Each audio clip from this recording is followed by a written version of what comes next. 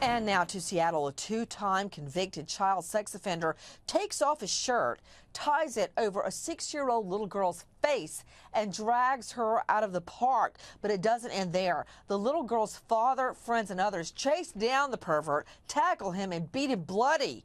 If that is vigilante justice, then I'm all for it. But tonight, is Dad facing charges of aggravated assault?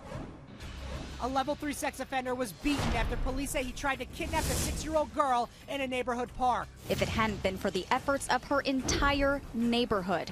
A group of kids saw a 6-year-old led away from Benefit Park by a man they identify as this level 3 sex offender. Reports claim Brisbane took off his shirt, tied it over the girl's face, told her he was going to take the poison out of her, and then dragged her out of the park. Straight out to Noam Layden with WABC. Noam, thank you for being with us. What happened?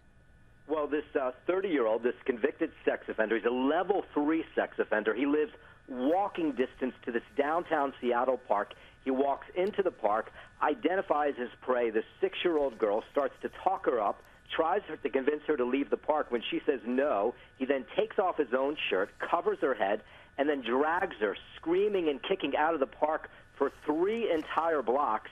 But thankfully, a group of people in this park chase after this sicko, this creep, tackle him to the ground, beat him silly, and the girl's able to get away, and she's not harmed, except, of course, for the traumatic experience of being dragged away by this sicko. To Mark Class, president and founder of Class Kids Foundation, somehow once again, the father protecting his 6-year-old little girl is turned into the bad guy here. He led a group of people chasing the guy down and beat him bloody. You know, what would have happened to that little girl if the father had not beaten him? Well, the little girl probably would not be around any longer, Nancy. This guy is a very dangerous criminal. He's a level 3 sex offender, which means he is among the 10% of the worst sex offenders that have been convicted in the United States.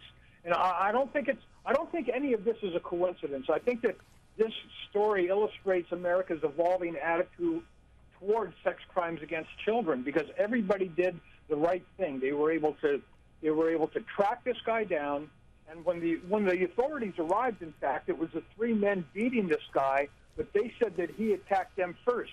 Who are you going to believe? The father of a kidnapped child or a level 3 sex offender?